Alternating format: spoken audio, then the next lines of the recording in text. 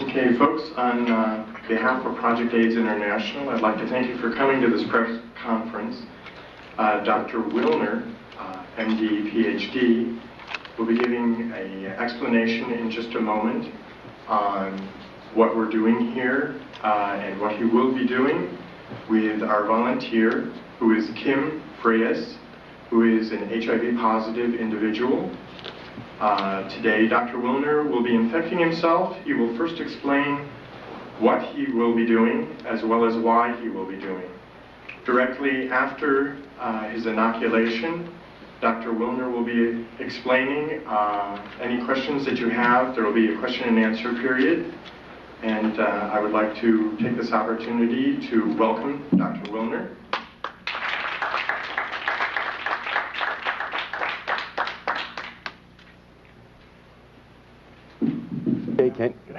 I don't know if you can hear me without the mic. Yes. I can hear it. Okay.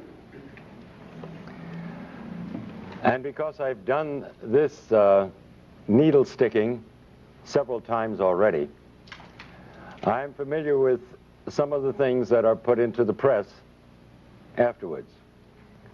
And so I want to make a few things very clear before I even start. I have a certificate in sex education, and I taught for a couple of years at the University of Miami Medical School during Sex Education Week to the medical students. I want to make it perfectly clear that I support responsible sex. I call it responsible sex because it goes much further than the concept of safe sex. And I'm not so sure that I know what safe sex is. During this period of time in which especially young people of this country have been threatened with AIDS, a death-dealing disease supposedly, as a consequence of irresponsible sexual behavior, the incidence of venereal disease has climbed, and the incidence of births without benefit of marriage has also climbed, but not AIDS. Really very interesting. So this apparently does not have an effect on the sexual behavior of our young people. And I never for once thought that ever would. It never has throughout history. There's only one thing that will affect sexual behavior, and that's understanding what the responsibilities of sex are. That number one, you're dealing with the feelings and emotions and the lives of another human being when you enter into a sexual contract. Number two, you can contract 6 venereal diseases.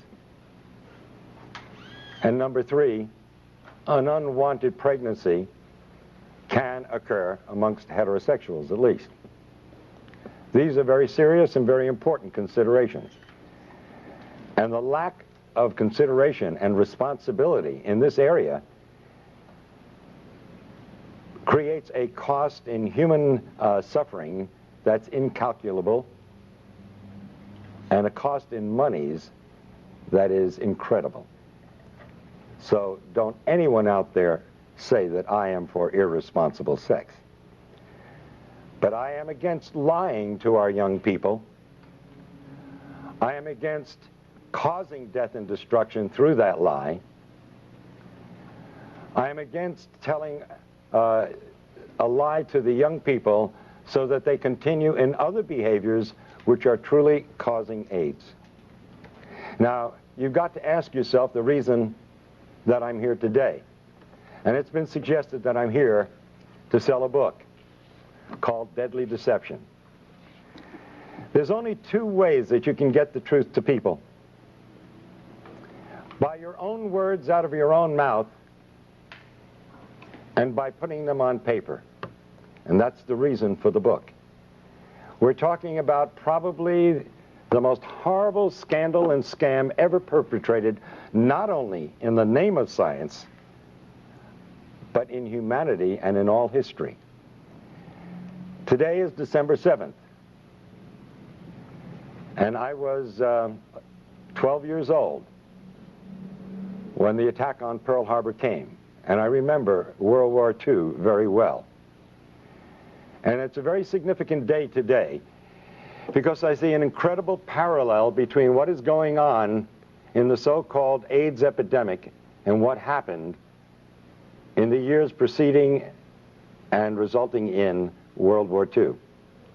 The great lie of Hitler.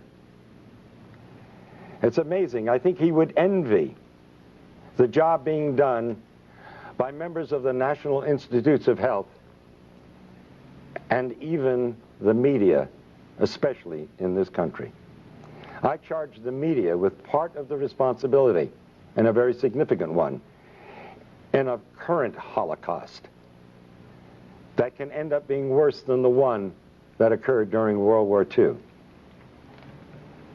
When it was first announced that Dr. Robert Gallo had found the virus that probably caused AIDS, and that announcement was made with Margaret Heckler in 1984 to the press and to the media without one single scientific document appearing in any journal in the United States. And as we know now, without any proof whatsoever that the virus caused any disease. The media picked up on it for the sake of a story. And soon the virus that probably caused AIDS was now the virus that caused AIDS. It was proven in the press and nowhere else. Now it's interesting, a lot of questions are asked of me whenever I appear before the cameras and do what some people have called a stunt, to sell books. I'm from the planet Earth. I honestly believe that these individuals are from the planet Uranus. How anyone could suggest that I would stick myself with a virus that is supposedly deadly for the purpose of selling a book, that's complete insanity. And I will put the lie to the individuals of the NIH, particularly Gallo and Fauci and Hazeltine and Essex and the rest of these scoundrels of the worst order. Criminals guilty of genocide, without a doubt. I invite them to take me to court.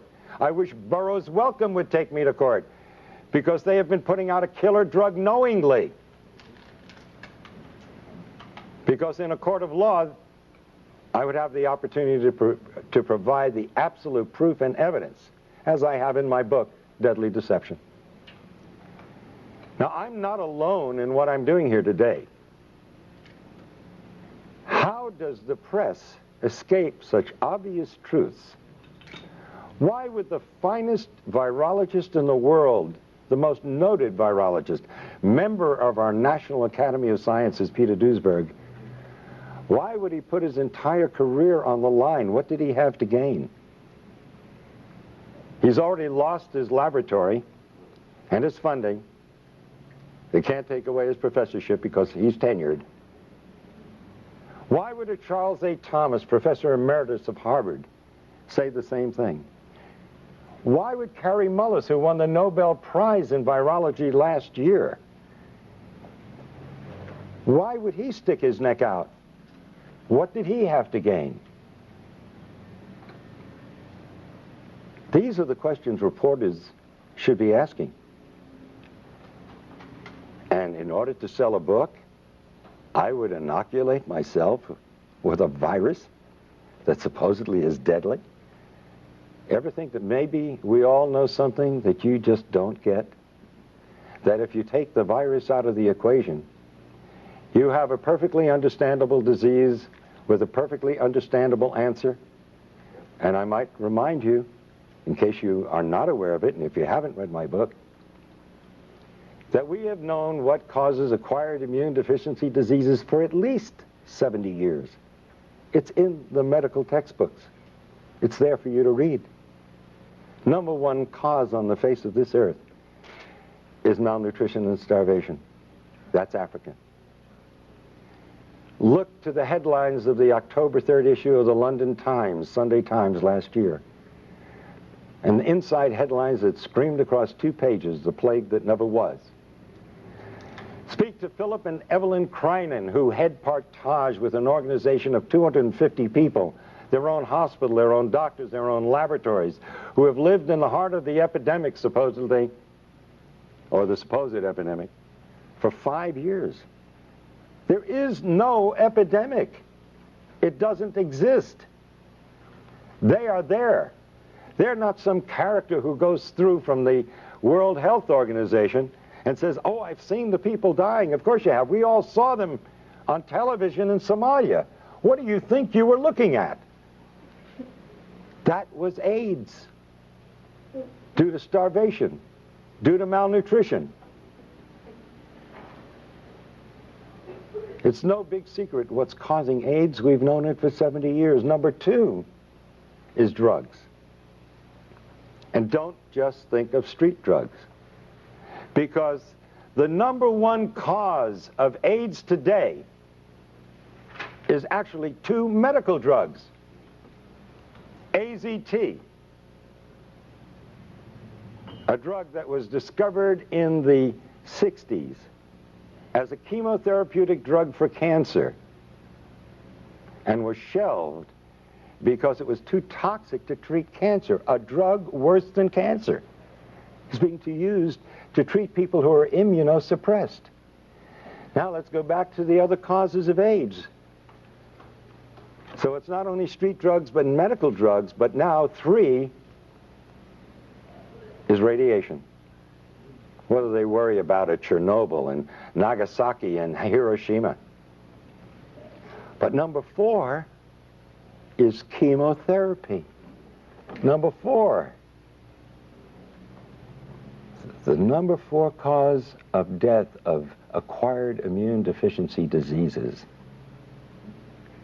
Chemotherapy. And the most toxic chemotherapeutic drug of all times, AZT, is what they're now using to treat AIDS. And the Concord study, completed last year. Now, can you imagine saying to the world, where was the press? Where are you people? Here they're giving a drug that costs thousands of dollars a year, and it doesn't do any good? That's if you want to believe that. But did anybody here bother to look at the insert, the paper that comes with the drug? It's a DNA terminator. It means it is a terminator, just like the movie. It terminates life. You terminate DNA, you terminate life. And they talk about side effects in the insert. When are you going to learn there is no such thing as a side effect in medicine? It's an unwanted direct effect. And you know what one of the unwanted direct effects of AZT is? Lymphoma, cancer, one of the diseases of AIDS, as they call it. Oh, another so-called side effect, which is really an unwanted direct effect, pancytopenia. You need a definition? Pancytopenia. Pan, all, cyto, cells, penia, loss of all your cells. That's AIDS. That is the definition of AIDS.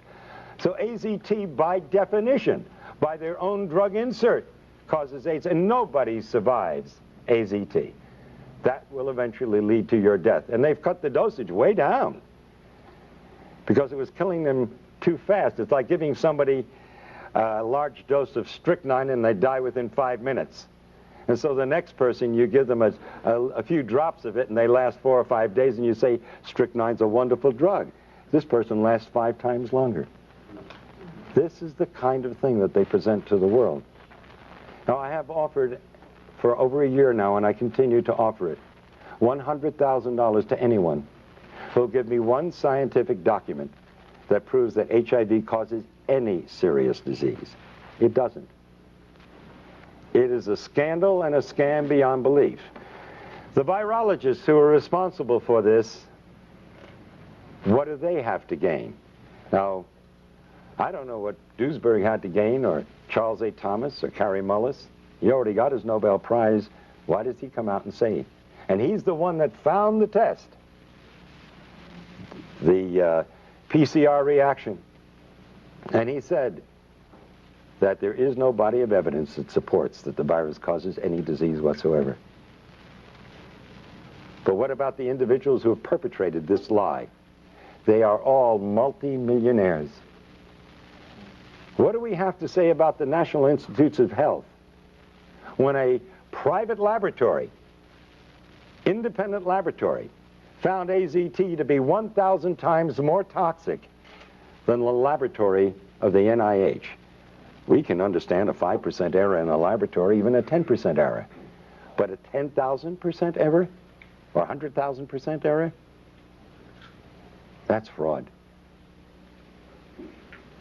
And as I understand it, the word has gone out, and there's even documents and letters to prove it, that the CDC, the same organization that let blacks go untreated with syphilis, well documented, just to see what would happen with the disease.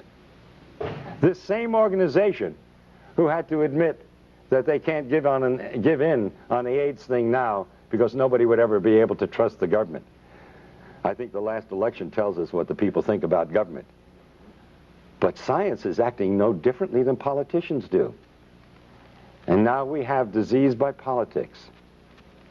Isn't it strange that the same day or the day after Robert Gallo filed for a test for HIV after it was announced? This sounds like premeditation. You mean he just happened to have this test available? And so the same day or the following day, he files for a patent? He had a test. He was simply looking for some kind of a disease he wanted to apply it to. And that test. 30,000 Russians who tested positive for HIV were then tested with another test that's supposedly far more accurate to confirm the positivity. And 66 out of 30,000 proved to be positive. That means that the test HIV is 99.997% inaccurate. You want to take a test that's 0.003% right? And you're going to rely on that? But that's what they're doing to people out there. They're taking a test that is not only invalid, it's totally misleading. In fact, when you get results like that, then I would say you're going to be more correct that if you're read as being negative, consider yourself positive. And if you're positive, consider yourself negative. By the way, at the request of many individuals, I did go for a test a couple of weeks ago in New York City at the biggest clinic there that does more testing than anybody else. And the doctor who ran it was bragging about the fact that he did more. When I told him about the book I wrote, he said, "Shh, don't say anything. My patients might hear." Okay? I tested negative. And of course, Fauci said that you need, or when he was answering what I did in Cleveland a week ago, he said, well, he's going to have to stick himself 300 times to transmit the virus. Where are you people in the press? 300 times to transmit a virus? You cannot have an epidemic under those circumstances. If you can't transmit it by blood, you certainly can't transmit it sexually, unless you're into real sadistic acts during sex. I don't know how much blood you want to draw. It's literally unbelievable what they're getting away with. How does the press let this go? Oh, an epidemic. United States government says 12,000 people died each year from 1985 to 1992. Now, a child in public school will tell you an epidemic starts out in 1 year. You got everybody's involved. That's where they would put it. 12,000 a year for 7 years in a row? That's not epidemic. By definition, it's endemic. And you would expect in 7 years, considering it spread sexually, that you'd have probably 15 to 20 million. We're a pretty active country when it comes to sex. We like to put it down, but we sure belie it in the behavior that we do. Oh, an epidemic, really. In Russia, 105 deaths from AIDS since 1987. In Philippines, 80 deaths since 1984. Epidemics? There is no epidemic. But who has to gain from this? Dr. Duisberg? What is he gaining from this? That alone should alert the press to who's telling the truth. And if you hear an argument amongst politicians and one calls the other names and doesn't answer the specific charges scientifically, who's the liar? Fauci and Gallo, instead of answering the scientific conflicts and contradictions that Dr. Duisberg has so brilliantly pointed out, instead of answering them, they call him a homophobe. Can you imagine? I've been called a homophobe too. I wonder, I come here with a message of hope to not only the gays, but to the blacks and the Hispanics and all the other outcasts of society, which strangely enough are the only groups that have been connected with the so-called AIDS. Because you see, if you belong to one of those groups, you've got AIDS. But if you don't belong to one of those groups, you get the respectable diagnosis of you have tuberculosis, you have lymphoma, you have leukemia, you have Kaposi sarcoma, pneumocystis pneumonia, 30 plus diseases. Where is the press? How do they buy a story that a virus knows what country it's in? 3 symptoms in Africa, but 30 diseases in the United States and Europe. How do they buy the story that a virus has prejudices? It prefers men over women 9 to 1 in the United States and Europe, but men and women equally in Africa. It knows whether you're gay or straight, married or single, black or white. It should be hired by the immigration department because it does one heck of a job. This is what they've been feeding to the public, and this is what you and the press have published. It's funny, every time that I've stuck myself with a needle, I get calls from major television shows by excited young people who want to tell the truth. And then I get a call 3 days later telling me that it's been nixed at a higher level. That's no surprise. After all, who am I fighting? 2 drug industries. One supposedly legitimate and the other illegitimate. And they do an awful lot of advertising, the supposed legitimate ones. All those things out there that they sell for your colds and everything else, that's the pharmaceutical industry. And they also put out prescription drugs, most of them. And they pull the purse strings. And so we have a better propaganda machine in the United States than Hitler had in his time. You see, Hitler pulled off a lie, and he was condemned for it by most of the world, although believed by 3 major groups of the Axis powers. The liars and killers like Fauci and Gallo and Hazeltine and Essex and Flossie von Stahl and the Margaret Fischels, these people are getting by with the lie and getting paid immense sums of money for it and praise from the rest of the world while they murder. The study at the University of Miami was completely fraudulent. You see, I believed that the virus caused AIDS from 1984 to 88, and I treated AIDS patients. One of the few doctors willing to. Doctors were scared for their lives to even treat the patient. By the way, sticking my finger, nothing new. I did it lots of times in treating my AIDS patients. And in fact, it's amazing that in spite of the fact that we are at such great exposure to this deadly disease, the incidence of the disease amongst medical personnel of all types is less than the general population. This is a first in the history of science. Think about that. How is it possible? Maybe the virus has nothing to do with it. Not only maybe, the virus has nothing to do with it. In In 1988, I was invited to a dinner where Burroughs Wellcome was going to push AZT as a drug for treating AIDS. And we were told we could ask questions during the dinner because Margaret Fischel was going to be speaking. And when she mentioned that the drug AZT had 56 side effects, I raised my hand.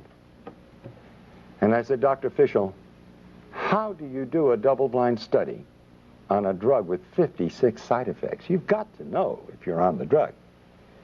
And she said to me and the rest of the doctors sitting there, well, the placebo had 31. And I raised my hand again. How could a placebo have 31 side effects? How could an inert substance have 31 side effects? I didn't know what was wrong then, but I knew there was something wrong. I knew there was something dreadfully wrong, and I didn't know how dreadfully wrong and how deadly wrong it was. But the answer came years later. The FDA, as you probably know, released AZT after 4 months of a proposed 6-month study. They cut it short because one group in this double-blind study where nobody knew who was on what, one group was doing better than another group. And so out of compassion, they terminated the study. I don't blame them for that. And sure enough, the AZT group was doing so much better than the placebo group. And so they released the drug. But then 18 months later, their own investigator from the FDA brought back his report. And guess what it showed? The participants in the study knew the first week who was on the drug and who wasn't. You didn't have a double-blind study. It wasn't the Cadillac of studies. Not only that, some of those on AZT admitted to sharing their drug with members of the placebo group. That explains the 31 side effects in a placebo group. Some of them were taking AZT, side effects. But, and by the way, that makes it a complete washout as a scientific study. Right then and there, the drug should have been discontinued, called back. But then came the kicker in this report. The individuals on the AZT in the 4 months of the study received 6 times more blood transfusions than the placebo group. What happens when you get a blood transfusion? You look better, you feel better, and you live a little bit longer. But the most important question and lesson from all of this, you must ask the question, why did those on AZT need 6 times more transfusions in a 4-month period than the individuals on the placebo?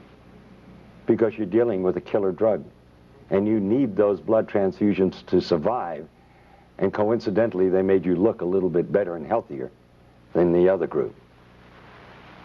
And then after I go through all this, invariably somebody's going to ask the question, so what really causes AIDS? And I had to say it 10 times or 20 times in my book, and I'm going to say it again now. We have known for 70 years why the other individuals in the study died. The number one cause is malnutrition and starvation.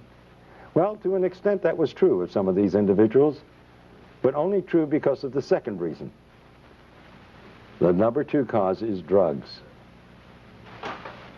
You recall, you fellows and gals in the press, a couple of weeks ago you reported in your newspapers that we were killing off our senior citizens with too many drugs.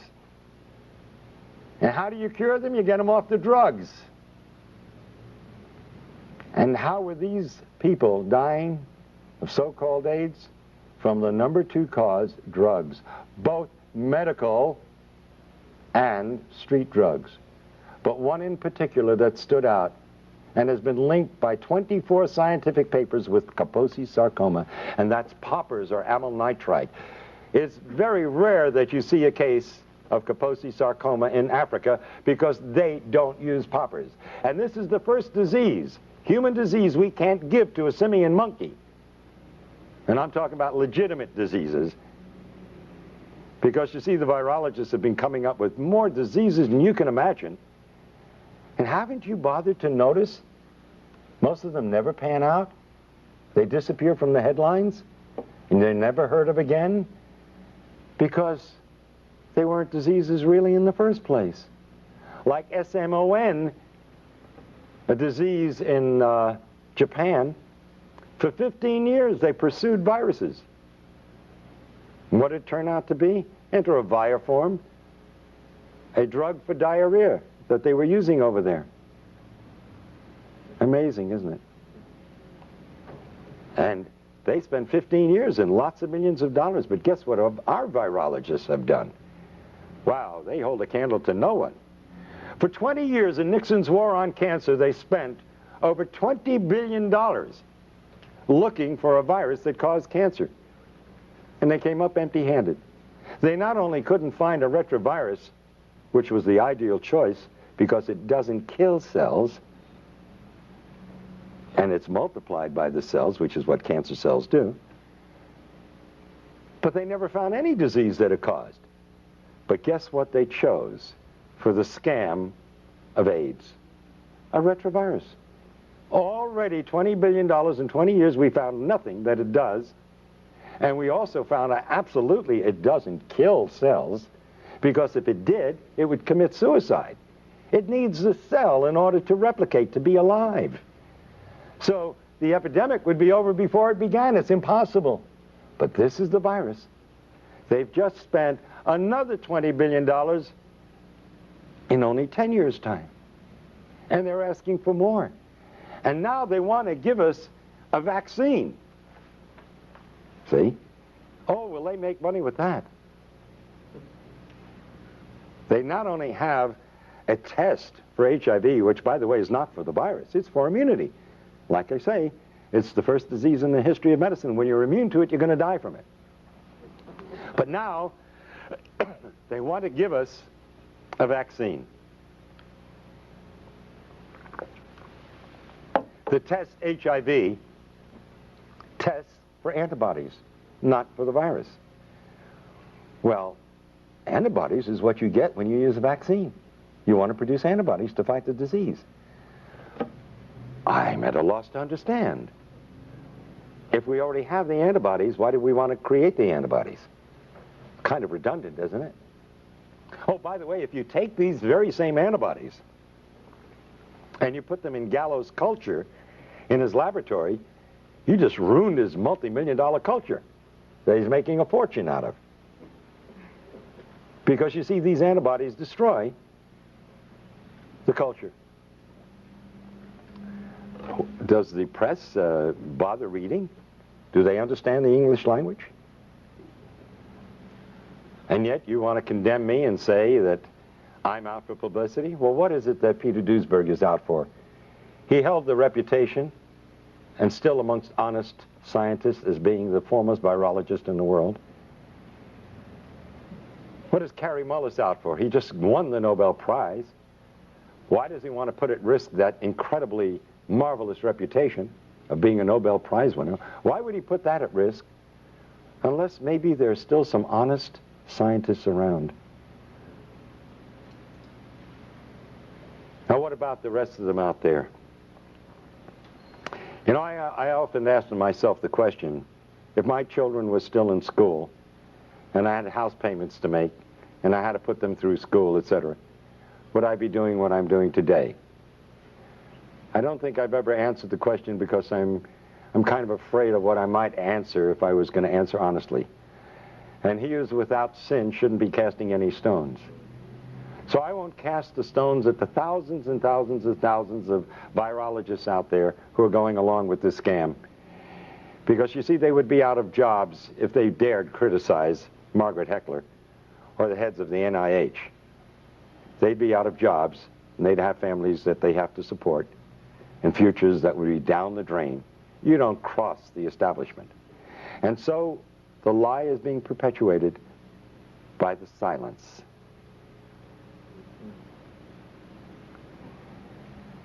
And even Gallo would say to the press in answer to the question, what does he have to say about Duisberg's challenges? And he says, well, if we're wrong, why do so many people believe us?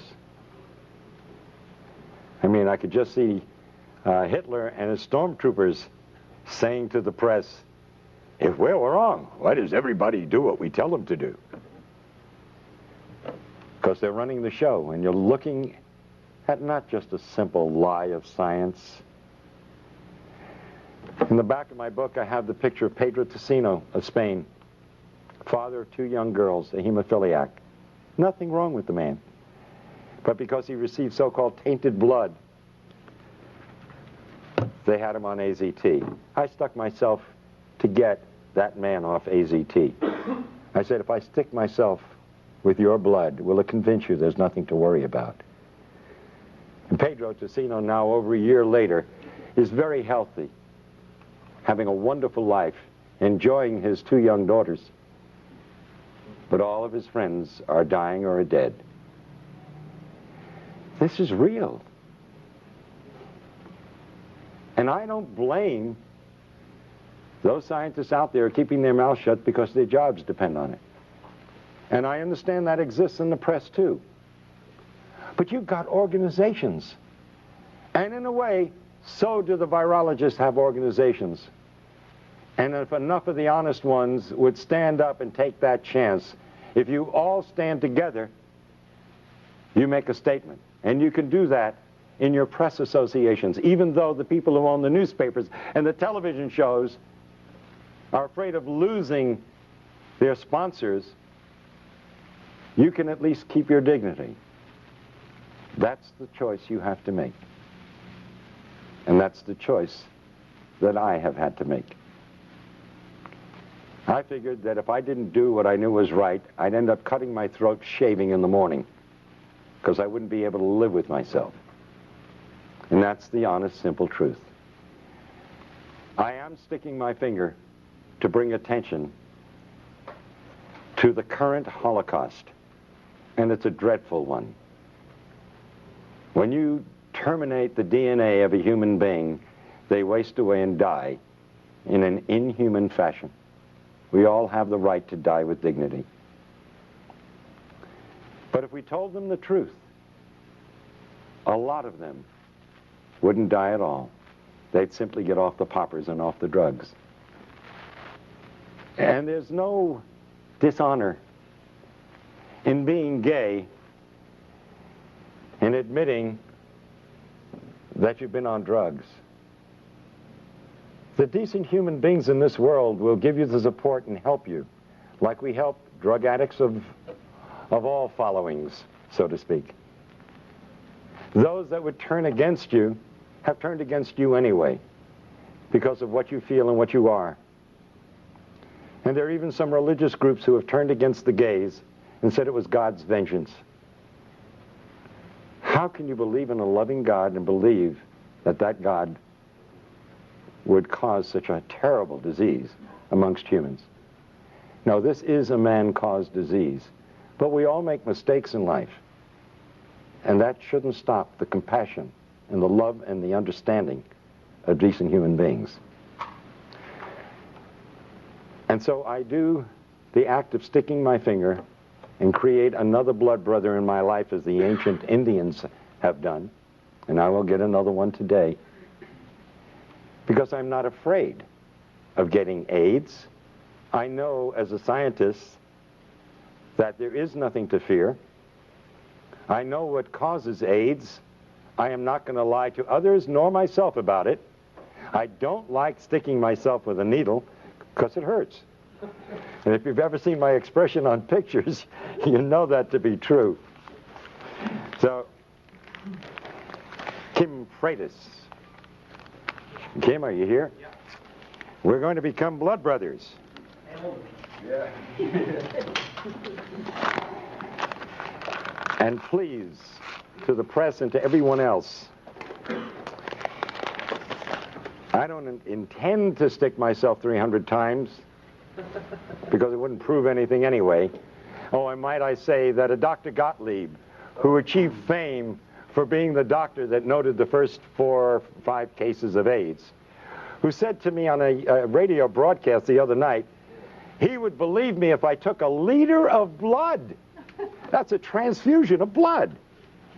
And I said, you know, you must be mad. What is that going to prove? If you need a liter of blood to get AIDS, then nobody's going to get AIDS. Right. In any case. Well, I got to do myself first, and then I have to do you. Here, but let me do your finger, okay? I mean, I got to do you first, right? All right. Excuse me. Then I'm going to do me. Excuse me, I had that backwards. All right. Wait a minute. Got to find. This is a heck of a time to lose my needle. There we go. Okay. Ladies and gentlemen, this is a typical butterfly needle set. If somebody has a scissor, it'll help. There, I got it. Okay. It's sterile. And usually we use it to take blood by sticking this in, and then we can inject things also. So, let's do that. We got this. Yeah. Okay. Now I'm going to... let me put my glasses on, okay? Good. I think you'd rather I do that. I got to tell you a cute little story. Shortly after my son was born many years ago, he's now 40,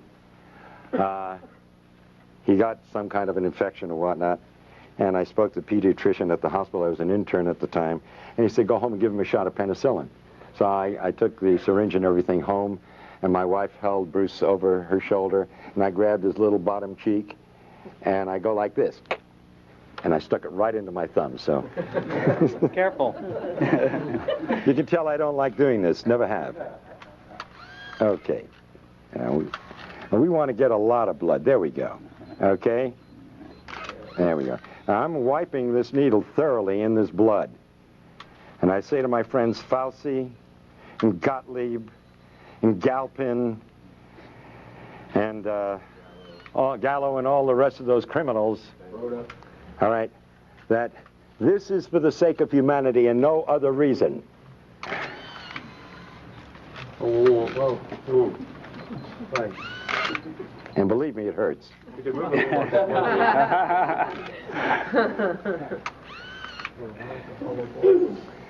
And this is in the hope that it'll save the lives of millions of individuals who will die because of the greatest lie ever told. Thank you. Get Thank off you. the drugs. Thank you.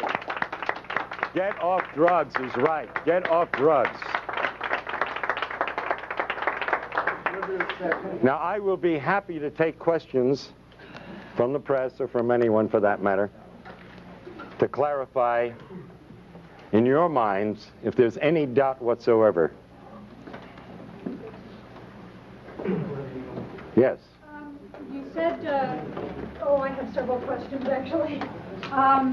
You said that you were tested in New York by a leading physician there. Can you say where that was and by whom? Yes, it was in the Greenwich Village area. In fact, Karen, I think you have the issue of the native. That ad should be in the back of the native. If you'll get it, we'll give you the name and the address of the clinic, because it's widely advertised. And that's where I went, where everybody else is going. And he's recognized by the state of New York, and the forms he uses, which I filled out, are from the state of New York. And by the way, I do have a copy of the document which states that he gives you the answer to the test in 15 minutes. So it's quite a racket. And by the way, it's very interesting because that you asked the question, because you see, I was in a quandary as to what possible purpose could this serve. If you have a test that's 99.997% inaccurate, what are you proving? You would treat somebody with a deadly drug on the basis of a test that's totally worthless. And by the way, let me point out that a research group in Australia in the past year have stated that not only is the test completely inaccurate, it's totally nonspecific. Yeah. That you could be positive if you had the measles, if you had the flu, if you had a flu shot from your doctor, or if you had any one of 100 diseases. Let's look at the scenario. This is serious business. Yeah. Somebody gets the flu. or gets a flu shot this year. Then they die. But so what you're finally suggesting is that the man that you this prominent physician in Greenwich Village, he in fact said, don't tell anybody about this because I'm making money off of these tests. Are you finally saying to people, don't get tested? I am saying absolutely do not get tested. Would you advise anybody to take a test that's 99.997% wrong? And you're saying that... That's insanity. And by the way, when I said to this physician, when he asked me why I was there, and I told him I was a doctor, I said, because I'm in a heavy risk group. He said, aren't we all? And laughed about it. Because everybody knows that the medical profession sticks itself all the times, and the only individuals who are going to die of AIDS who are part of the medical profession in any way, shape, or form are those who are taking AZT or other drugs. Go ahead. You said that AIDS is not an epidemic, it's an endemic circumstance caused by a variety of factors, including malnutrition and drug use. How then can you explain the years of potential life loss in the 250,000 plus people who have died of AIDS, according to CDC definition, where drug use has been going on for centuries, and suddenly we're losing people in their 20s and 30s because I'm not sure what you're... Okay, that's an excellent question, really, and you're using your head. That's the kind of question should have been asked of Gallo at the very beginning. And by the way, you said 20s and 30s, our healthiest people. Isn't it strange? You got a disease, the first disease in the history of mankind, that affects our healthiest? But what happened in the 60s? The drug culture began. What happened in the 70s? It heated up. At the end of the 70s, the gays came out of the closet and became an identifiable group. Now, I'll ask you, in a sense, a redundant question, but yeah, I think it'll get the point across. I'm going to name 5 of 30 diseases. Tuberculosis, a new disease. Lymphoma, oh, that's a new disease too. Leukemia, oh yes, that's a very new disease too. Pneumocystis pneumonia, another new disease but lesser known. And Kaposi sarcoma, another new disease? No. These diseases and the other 25 have always been around. It's real easy, it's real simple to create an epidemic. You simply take a bunch of diseases and put them under one heading and then claim that one virus is responsible for it. Well, that's nonsense. First of all, let me offer the proof. The reason it appeared, which I think is the essence of your question, as though it were some new epidemic coming on, is because it appeared in a select population, the gay population. But it only is appearing in gays who are on drugs. Only. And especially, and substance abuse, right. And remember, by the way, too, that alcohol is a drug. And remember, these individuals, many of them, extremely promiscuous, would get one venereal disease after another, and they'd be taking antibiotics for these diseases all year long. And it's a matter of medical fact that antibiotics are immune suppressive. Now, let me offer one very important bit of investigative reporting for you. It was reported in the newspapers a couple of years ago that this HIV was found in blood that had been preserved in laboratories in the 1940s. They went back and looked at some of these samples. They found HIV, which, by the way, has been around certainly for thousands of years. But let's just use that one example. If we had HIV in the population in the 1940s, and we had homosexuals in the 1940s, and by the way, according to Kinsey, 10 to 15% of the heterosexual population preferred anal intercourse, where in the world was your epidemic? It wasn't suitable for a scoundrel like Robert Gallo in the 1940s. He wasn't old enough, or maybe he was born just about that time, for somebody to come along and to pull off a scam of this magnitude. And now they're caught up in a maelstrom. Now if the truth gets out, yes, it will deal a blow to the credibility of the NIH and the CDC and the FDA and the AMA, and my God, it is sorely needed. That blow is necessary to clean up the act. But then wouldn't habitual lifetime drug users all eventually come down with a syndrome that could be attributable to AIDS? Absolutely. In fact, these people, that is true. No, on the contrary. Remember, it's dose related. So it depends upon how many drugs you're using and how much of them over how long a period of time. Now, if you overdose, you never get to that point. Yes. Couldn't the combination of lifestyle practices, of microbial, the best place for microbes are dark, wet places. Aren't bathhouses an excellent place to increase the exponential representation of microbes from around the world? If men who have had sex with 1,000 other men through the year have contact with those same men who themselves are very similar, do you think that that adds an incredible amount of immune suppression that is not suffered by the rest of the population who does drugs or those other things? Do you think that that has... Well, I don't know. You see, the Romans and the Greeks had bathhouses, and there's no evidence that pardon me? Not with ecstasy, MDA, poppers, and all the things that were going on. I agree that MDA and all the rest of these drugs are causing immune suppression.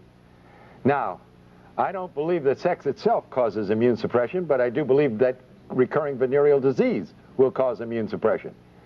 But the simple fact is that the virus has nothing to do with it, and that's the important thing.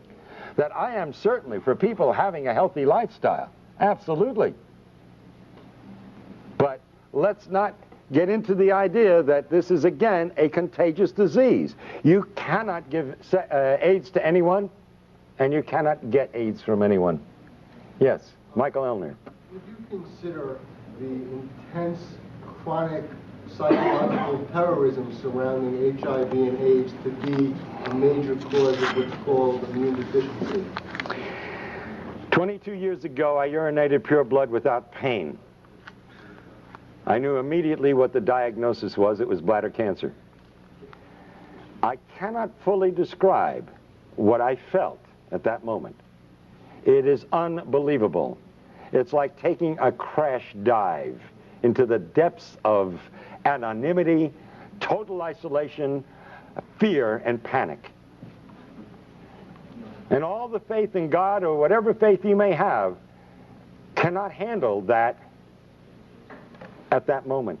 When you start to get your wits together, and if you use your intelligence and then your faith, yes, spirit and mind are wonderful things. What you're saying is true. It's a sentence of death for most people. And immediately, their body metabolism goes into negative phases. Everything becomes destructive. This is modern medical voodoo. If a doctor tells you, you are going to die, I'm willing to bet you're going to die. I'll be the first one to put money on the line and say, the chances are you're going to beat the statistics. You will die because you've been told so. This is American voodoo. I'll get back to you, but let me take someone else. Yes, Dr. Willner, I really appreciate what you're doing. I've been out here trying to inform people about this disinformation for a number of years now.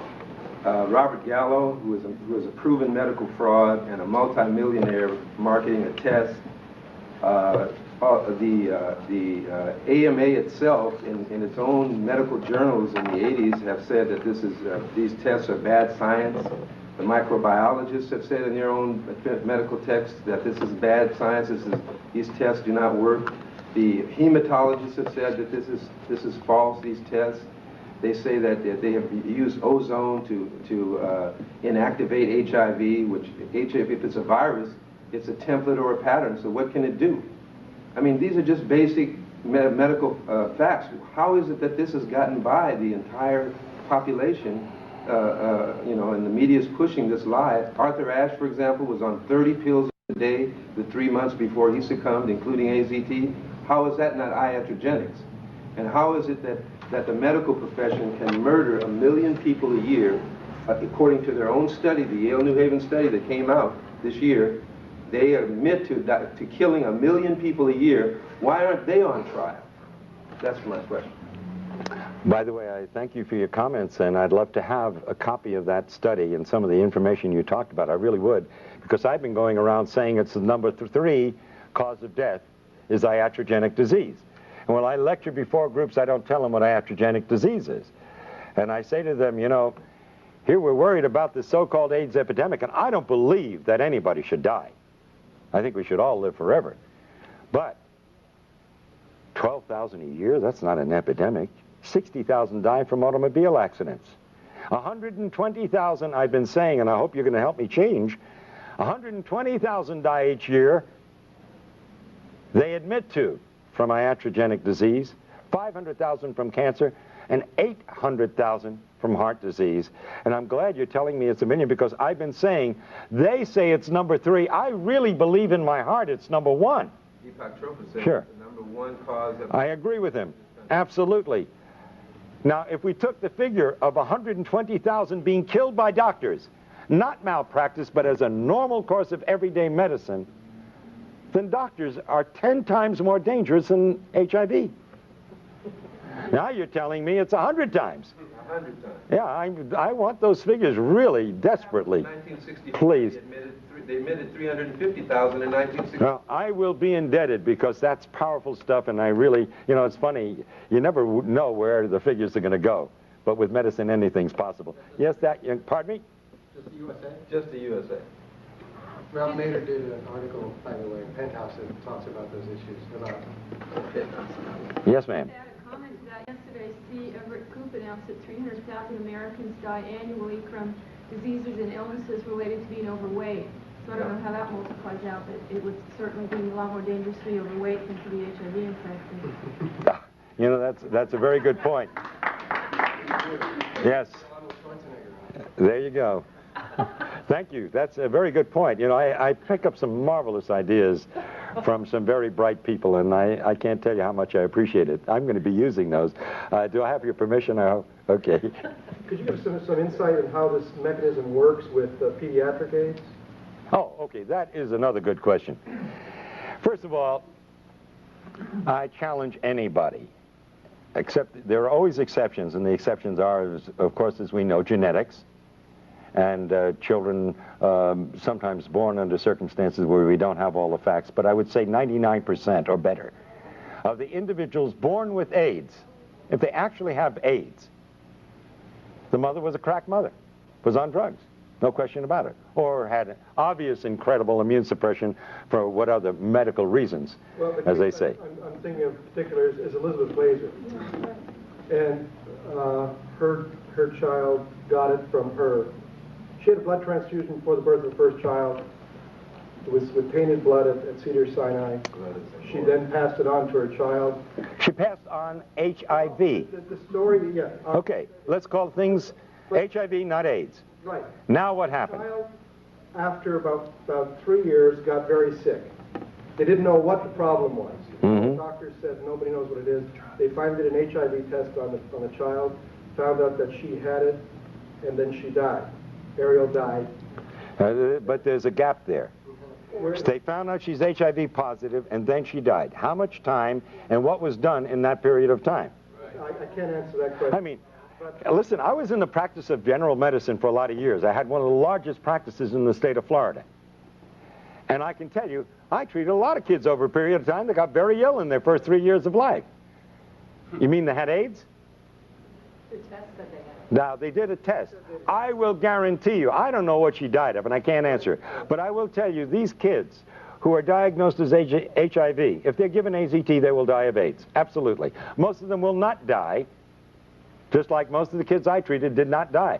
But I had an occasional child that ended up with a meningitis and died. By the way, our current Miss America, who's deaf and dumb, got DPT. That's what made her deaf and dumb. What is SIDS? Yes, sudden infant death syndrome. Yes, now we'll go back to you. Go ahead. How do you explain then the T-cell decline in those who have not taken AZT and are not psychologically at effect? You know, don't believe it to be a Wonderful question. Really great. Now let me tell you a little bit about medicine. See, I was always confused by this T-cell thing, because T-cells are nothing more than lymphocytes and leukocytes They're our body's way of fighting infection. Now, when somebody came into my office with a bellyache, I would do a white count, which includes the T cells. Now, if the white count was like 5, 6, 7,000, didn't think anything of it. There's a bellyache, some bad food, maybe of a viral infection, you know, the great dumping ground viruses. They even had me thinking that way. But if it was 20,000, I alerted a surgeon. You see, the body creates the T cells when it needs it. If you don't need it, you don't got it. Why would you walk around with a lot of T cells when you've got nothing to fight?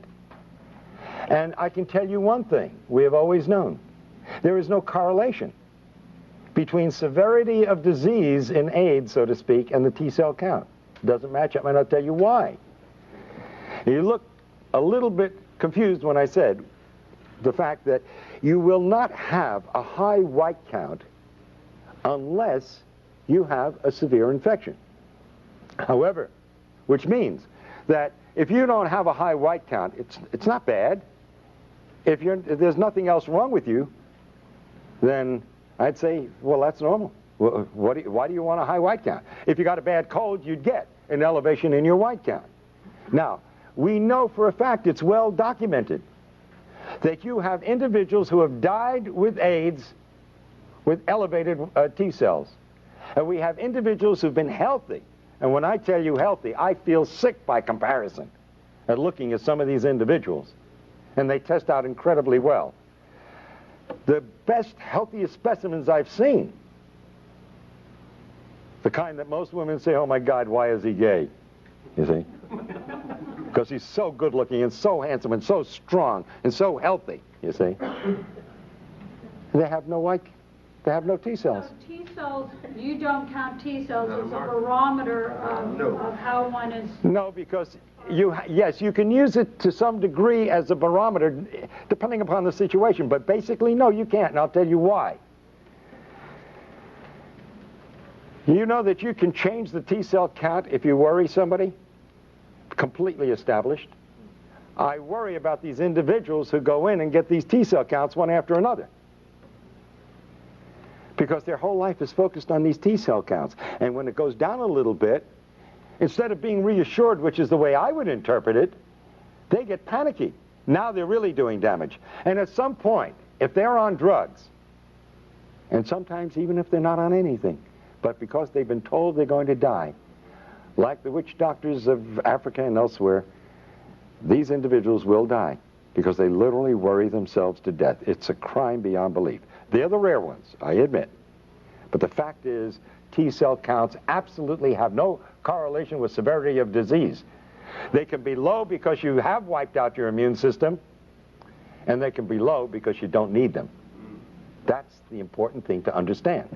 It is not a barometer for anything. And they lie, they lie, they lie, and then they lie some more. Is this a real case scenario? I go in, I get tested, I am told I'm HIV positive, my T cell count could, I've heard from cancer research, be cut in half. In other words, 50% of your T cells go on strike, the other 50 keep working. I got news for you. The other scenario can happen too. It can go wild, go way up. Yeah, but if it goes down because I'm told I'm going to die, isn't that enough to get me on AZT? Oh, sure. Absolutely. First of all, let me tell you something. The CDC that let syphilitics untreated when they had drugs that could have treated, just to observe, this same CDC has already admitted that between 40 and 60% of the cases listed at AIDS were never even tested for HIV. And not that it makes any difference, because the test is meaningless. So could this scenario also happen? I take AZT, because it is a foreign invader, my T cells will go up. Yes, they initially do. And that's exactly what happens. When you challenge the immune system, which AZT does, you get an initial rise. But then the AZT begins to do its dirty work and suppresses your entire reproduction of your T cells, and eventually it goes through the floor. Absolutely. That is the scenario. Yes, we're going to try to finish one or two more of your questions. You say that HIV is somewhere in this. You say that HIV itself is a harmless tissue. It's an innocuous retrovirus. Are you then saying that, as you said earlier about you don't know what safe sex is, that if I go back and report to my gay and lesbian readers, young gay men in particular, and there has been a rise in incidence among young gay men of HIV, again, with the tests that you don't believe in. Right. But, Well, it means nothing. Until you give me one single document that proves HIV causes anything, it's meaningless. okay, but what I need to, here's what I need Yes. to know. Is HIV sexually transmitted? Shall I go and report to these young gay men that they need not worry about practicing safe? HIV, this harmless virus, can be sexually transmitted with incredible difficulty to the point where it becomes meaningless. All right? That hasn't been proven. Right, and that hasn't been definitely proven. By the way, in one of the studies which they were presenting of 25 males where the semen was examined, who were HIV positive, they were able to demonstrate only in 2 out of 25 the virus, and they only found 1 in 1,000,000 cells. That is not disease. There's no way in the world, and especially with a virus, a retrovirus that supposedly is killing off the cells it needs in order to replicate, even if you transmitted 1 virus, and it did kill off, and it was this terrible disease you say it is, there's no way it could cause disease. It's impossible. The lie is so compounded and so idiotic and so unbelievable that you literally have to fight your way out of the maze of these lies. They are all unadulterated lies, and the men responsible for them, and women, belong in jail. Yes, and then we'll get... Arthur Ashe, Magic Johnson, and Ms. Glazer, the late Ms. Glazer, were all unable to infect their partners, even though they had years of unsafe behaviors. Rock Hudson's lover. So there's considerable evidence that this is not the case. You know, they say you have to inject yourself 300 times your IV drug use and you're given 3 needles to protect them. No one says that the drugs might cause AIDS. And in our experience in New York, with certainly the largest population of AIDS cases, there is a clear-cut thing that anyone looking at it will find. The people using drugs develop the diseases called AIDS, and the people who aren't recover their health. It's that simple.